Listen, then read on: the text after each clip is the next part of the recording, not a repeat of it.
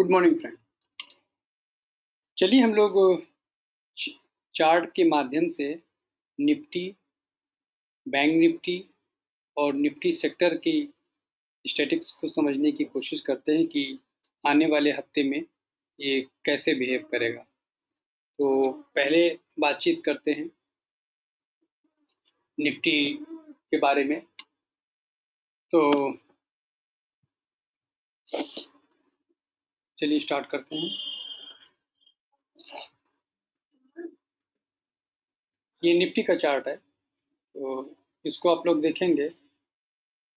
जो अक्टूबर 19 की जो ट्रेंड लाइन थी उसको इसने अप्रैल 2020 में जो ब्रेक किया था, और वहां से, एक सेकंड में पेन ले लूं।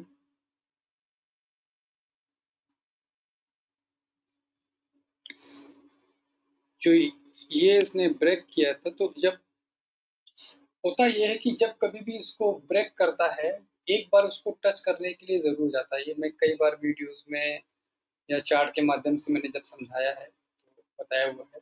तो इसके हिसाब से देखेंगे। प्लस इसमें मैंने ये भी बोला था कि इसमें एक कुछ पैटर्न्स होते हैं, जैसे डब्ल्यू हो गया,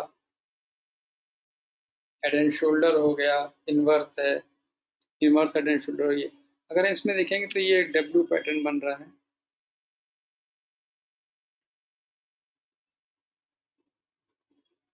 और ये डब्ल्यू पैटर्न ने इसको खत्म किया है इसी ट्रेंड लाइन के पास। मतलब जहां तक मैक्सिमम अप ले जा सकते थे वो उसको लेके गए। फर्स्ट टाइम भी, मतलब अगर देखेंगे तो फर्स्ट वीक में भी इसने यहाँ पे टच किया था, क्रॉस करने की कोशिश की, उस वीक में नहीं हो पाया। सेकंड वीक में कोशिश किया बुलिश होने की, लेकिन फिर भी नहीं हुआ। तीसरी वीक में भी इस ट्रेंड लाइन को क्रॉस करने की कोशिश क्या, नहीं हुआ। मतलब ये दो दो अटेम्प्ट कर चुका है इस ट्रेंड लाइन के ऊपर जाने की, और ये वीकली क्लोजिंग हो गई और वो फेल कर गया है। अब इसके गिरने की जो संभावना होगी वो एटलीस्ट मिनिमम यहाँ पे होगी, जहां तक होगी, जो कि ये गिरेगा। क्योंकि डब्ल्यू का जो ये नेक पॉइंट होता है, ये इसका सपोर्ट जोन होता है। अगर ये बुलिश ट्रेंड में आ गया है तो यहाँ से ये ऊपर की तरफ चलेगा। अदरवाइज अगर ऊपर नहीं और उसको अगर ब्रेक कर देगा तो फिर ये वापस नीचे की तरफ मूवमेंट करेगा। तो फिलहाल हम इन दोनों की बात ना करते हुए इस पॉइंट के लिए, जो कि 9860 के आसपास का या 9850 के आसपास का दिख रहा है, वो उसके होने की चांसेस काफी ज्यादा है। क्लियर है? तो स्टॉप लॉस क्या रखेंगे? वही 11,380 का स्टॉप लॉस रखेंगे, और इसको नीचे की तरफ टर्न करेगा, ये सोचते हुए हम लोग अपनी पोजीशन लेंगे। ये तो हो गया निफ्टी के बारे में। चलिए अब अगला देखते हैं, बैंक निफ्टी के बारे में। इसको क्लियर कर लेते हैं एक सेकंड।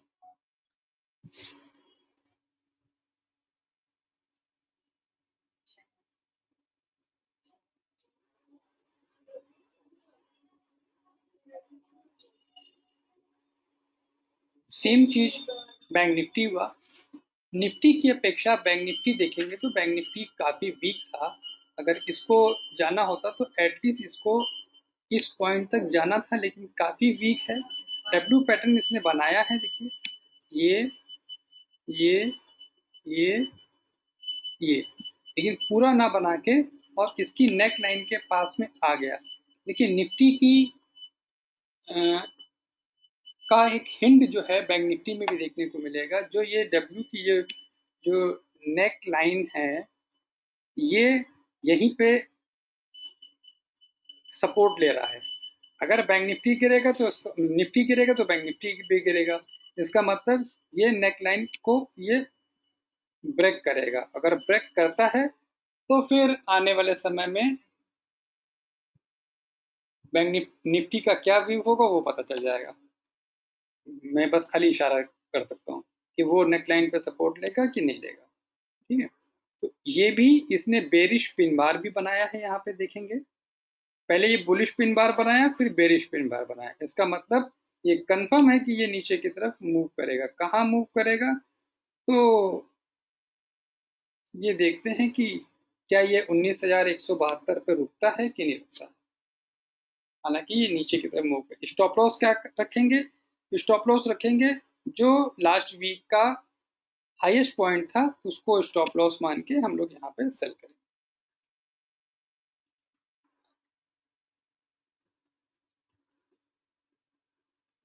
चलिए अब सेक्टर वाइज बात कर लेते हैं कि और क्योंकि सेक्टर से पता चलेगा कि जो बैंक निफ्टी या निफ्टी में हम लोग सोच रहे हैं वो वैसा होगा कि नहीं होगा।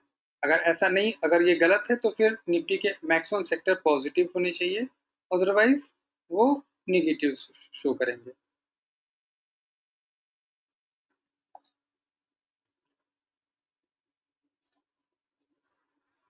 मिड कैप का है, मिड कैप ने भी देखिए जो इन्वर्टेड हैमर बनाया है, एक प्रकार का ये हैमर है। ये क्योंकि ये इसकी बॉडी थोड़ी सी ज़्यादा बड़ी है तो उसको इन्वर्टेड हैमर कह रहे हैं। अगर मान लो स्मॉल बॉडी और भी स्मॉल बॉडी होती तो जैसे ये थी, तो उसको हम लोग बेरिश पिन बार बोलते। तो यहाँ पे इसने इन्वर्टेड हैमर बनाया है। तो एक प्रकार का, जब इन्वर्टेड हैमर ऊपर बनता है तो उसको शूटिंग स्टार बोलते हैं। तो ये शूटिंग स्टार पैटर्न बनाया है और उसने, ये भी एक ट्रेंड रिवर्सल पैटर्न होता है और बेरिश पैटर्न होता है।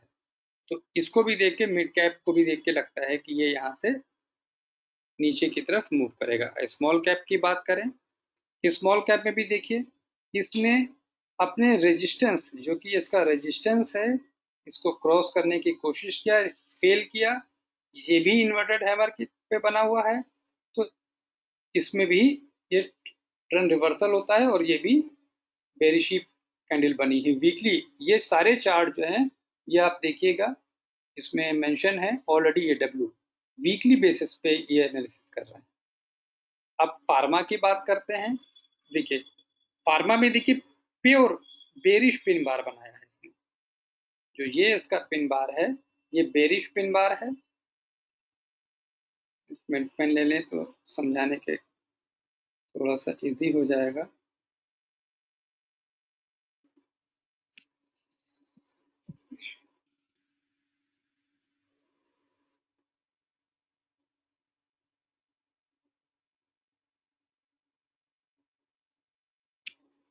ये कैंडल देखिए बेरिश पिन बार है। जिनको टेक्निकल लैंग्वेज समझ में नहीं आती वो बेरिश पिन बार जो मैं वर्ड बोल रहा हूँ उसको गूगल पे देख सकते हैं, तो कि उसका क्या बिहेवियर होता है उसको वर्कआउट कर सकते हैं।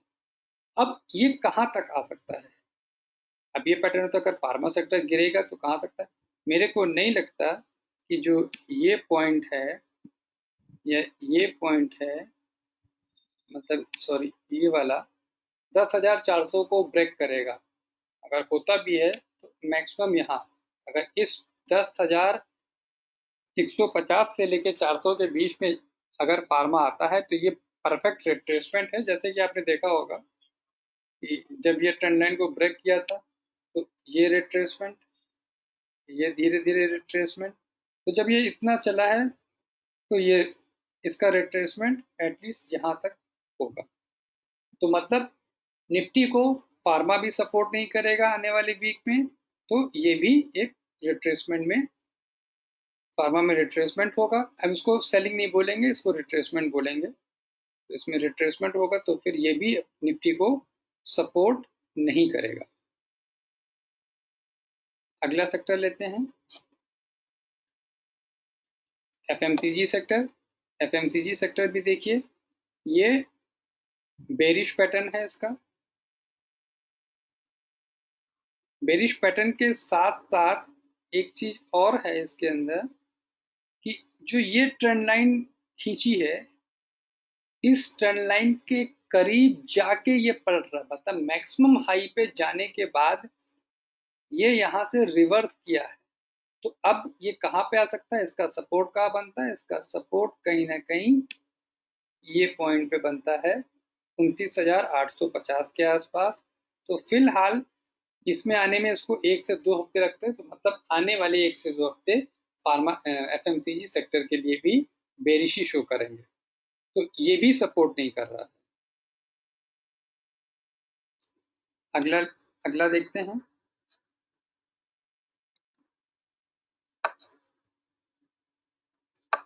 ऑटो सेक्टर, ऑटो सेक्टर के चार्ट को देखेंगे, ये भी जो इसका ये रेजिस्टेंस रेड लाइन दिख रही है, जो इसका रेजिस्टेंस पॉइंट है, ये मैंने जो रेड लाइन ड्रॉ कर रखी है, ये बेसिकली सपोर्ट और रेजिस्टेंस की है, ये मैनुअली ड्रॉ की गई है, और ये अपने रेजिस्टेंस से पलटा है और इन्वर्टेड हैमर जो कि अपर साइड में बनता है, जिसको शूटिंग स्टार बोलते हैं, इसमें भी शूटिंग स्टार बना हुआ है, तो ये भी बेरिश है। मीडिया सेक्टर की बात, मीडिया सेक्टर बुलिश दिख रहा है, मीडिया सेक्टर गिरने के बाद बुलिश एटलीस्ट इस ट्रेंड लाइन को टच करने के लिए जाएगा या मैक्सिमम जा सकता है, और वहीं पे इसका रेजिस्टेंस है, इसका रेजिस्टेंस करीब 1620 के आसपास आ रहा है, अभी 1400 चल रहा है, तो इसमें स्ट्रेंथ मीडिया सेक्टर में दिख रही है, और ये अपने जो रेजिस्टेंस था इस वीक में उस रेजिस्टेंस को क्रॉस करके क्लोज हुआ है, तो ये बुलिश है। अगला मेटल सेक्टर देखेंगे, मेटल सेक्टर में भी बुलिशनेस दिख रही है, लेकिन बहुत ज़्यादा नहीं दिख रही है, तो अगर जाएगा भी तो ये 2520 तक जा सकता है, जो कि एक स्ट्रॉन्ग रेजिस्टेंस है इसका, इसलिए मैंने 2550 के स्टॉप लॉस के साथ, इसीलिए मैंने शायद वीडियोस में कहा था कि शायद फर्स्ट हाफ वीक के मेटल सेक्टर ये बुलिश रह सकता है, इसी को देख के बोला था। और ये ट्रेंड लाइन थोड़ी सी अपडेट नहीं है, यहाँ से अगर ये अपडेट होती तो वो 2550 के आसपास में आती, तो ये उसको अभी टच नहीं करने के लिए शायद ऊपर जाए। आईटी सेक्टर ये कॉन्सोलेशन में है, पिछले 3 वीक में देखेंगे तो इसने अपने हाई को क्रॉस नहीं किया है, लेकिन इसमें गिरावट भी नहीं है, इस चार्ट को भी देख के लगता है कि गिरावट नहीं है। और अगर डॉलर इंडेक्स की बात करेंगे तो डॉलर इंडेक्स भी अब नीचे से सपोर्ट दे रहा है, और डॉलर इंडेक्स का इफेक्ट निफ्टी आईटी सेक्टर पे काफी पड़ता है, तो उसको देखते हुए भी इसमें बुलिशनेस, तो अभी मेरे लिए 3 sector, IT sector, metal sector और मीडिया सेक्टर, ये 3 सेक्टर पॉजिटिव जोन में या में दिख रहे हैं, या पार्शियली पॉजिटिव जोन में दिख रहे हैं, ये बोलेंगे।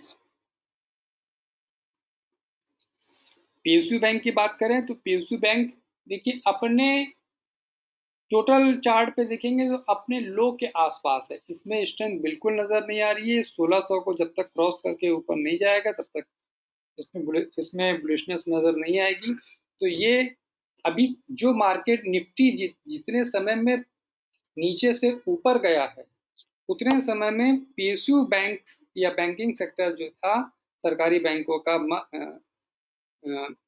वो कंसोलिडेशन फेज में गया है, बहुत ज्यादा ना गिरा है ना बढ़ा है, ये कंसोलिडेशन कर रहा है। अब ये अब तक तो इसको बढ़ जाना चाहिए था, लेकिन फिर भी ये नहीं बढ़ा, तो इसका मतलब फाइनेंशियल सेक्टर कितना वीक है इसका अंदाजा इसी बात से लगाया जा सकता है। एनर्जी सेक्टर की बात करें तो इसमें भी अगर आप देखेंगे, क्योंकि काफी कुछ रिलायंस का इसमें योगदान एनर्जी सेक्टर में रहा है, तो इसको देखते हुए भी आप ये देखिए, इसने भी डब्ल्यू पैटर्न बनाया ये ठीक है, इसका जो इस ट्रेंड लाइन को था, जो अपने मैक्सिमम लाइफ टाइम हाई के को टच करती हुई 2 बार इसने टच किया है, एक बार यहाँ पे टच किया और एक बार इसने यहाँ टच किया और फेल हुआ, और अब तो ये फेल होता हुआ नजर भी आ रहा है, क्योंकि अब तो इस वीक में इसने ट्राई भी नहीं किया ऊपर जाने का, तो ये नीचे आएगा। इसका एक सपोर्ट ये है जो कि 14,000 के आसपास है, और इसके बाद इसका अगला सपोर्ट ये डब्ल्यू की जो नेक लाइन होती है 13,280 के आसपास, यहाँ पे इसका एक सपोर्ट रहेगा। तो एनर्जी सेक्टर वेटेज वाला सेक्टर है क्योंकि इसके अंदर रिलायंस है। रिलायंस अपने आप में 14 या 16% का निफ्टी में वेटेज रखता है, वो अपने को वीक दिख रहा है।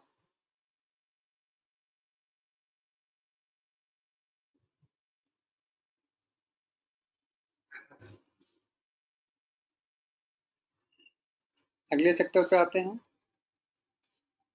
ये भी सरकारी बैंकों का है। आप एक चीज देखेंगे कि जो पीएसयू बैंकों में जो चार्ट पैटर्न था, same chart pattern Nifty PSE मतलब जो पीएसयू कंपनियां हैं उनमें भी सेम है। तो ये भी निगेटिव ही है। अगले सेक्टर में एमएनसी में आते हैं। एमएनसी में भी देखिएगा, निफ्टी एमएनसी सेक्टर में ये जो लाइफ टाइम हाई को इसने एक बार यहाँ पे ट्राई किया और एक बार यहाँ पे ट्राई किया, और इस वीक भी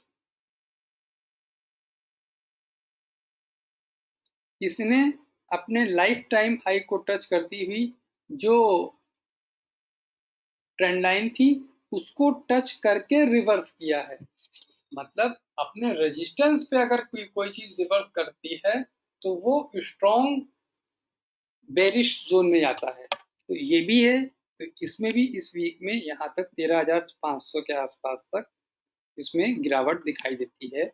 और ये ये चीज दर्शाता है कि अपने इस ट्रेंड लाइन के ऊपर में रिवर्स किया है, कि मतलब ये मना कर रहा है ब्रेकआउट देने का। अगर इसके ऊपर जाता तो ये एक प्रकार का ब्रेकआउट होता और ये अपने ब्रेकआउट देने से मना कर रहा है। और अगर आप ध्यान से देखेंगे तो सब में एक डब्ल्यू पैटर्न बनाने के बाद ही रिवर्सल हो रहा है मैक्सिमम सेक्टर्स में। अगले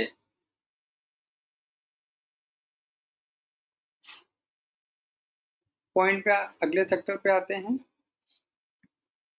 रियलिटी सेक्टर। इसमें भी देखिए इन्वर्टेड हैमर बना है, और इन्वर्टेड हैमर जो बना है वो अपने रेजिस्टेंस पे बना है। ये देखिए इसका रेजिस्टेंस जोन है, ये इसका रेजिस्टेंस जोन है, अपने रेजिस्टेंस पे बना है। ये इसका रेजिस्टेंस जोन है। ये सब तो अपने रेजिस्टेंस जोन में कोई बेरिश कैंडलस्टिक को डेवलप करना, ये एक स्ट्रॉन्ग संकेत देता है कि मार्केट अब यहाँ से यू टर्न करेगा। इंफ्रास्ट्रक्चर की बात करते हैं तो इंफ्रास्ट्रक्चर की भी देखिए सेम कहानी है। जो इसका लाइफ टाइम हाई का ये ट्रेंड लाइन है उसी से ही ये पलट रहा है, उसी से। इसमें भी देखेंगे एक प्रकार का स्लाइटली डब्ल्यू पैटर्न बनाने के बाद ही पलट रहा है, और प्लस अपने रेजिस्टेंस जो ट्रेंड लाइन का लाइफ टाइम हाई की जो ट्रेंड लाइन थी उसके पास से पलट रहा है। तो आप ये देखिए ना कि मार्केट में कितनी मतलब ट्रैपिंग के माध्यम से इसको वापस वहां तक ले जाया गया, अब उसको वहां से टर्न करा रहे हैं।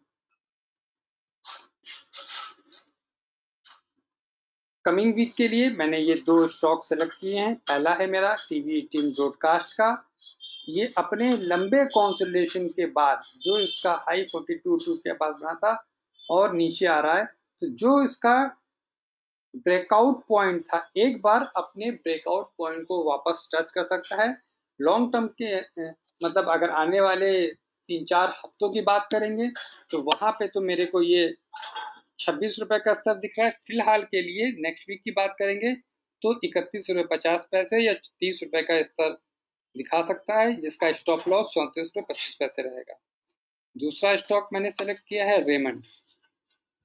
रेमंड में बहुत रेमंड एक लंबे कॉन्सोलिडेशन के बाद ये मेरा पोर्टफोलियो का भी स्टॉक रहा है। ये लंबे कॉन्सोलिडेशन कर रहा है लेकिन फिलहाल थोड़ी बहुत गिरावट इसमें दिखाई पड़ सकती है। मैं बहुत ज़्यादा गिरावट नहीं एक्सपेक्ट कर रहा हूँ। मेरे को लगता है कि जैसे 267.70 पे चल रहा है तो इसको सेल तब कीजिएगा जब ये 264 का लेवल तोड़े, पहले सेल मत कर दीजिएगा।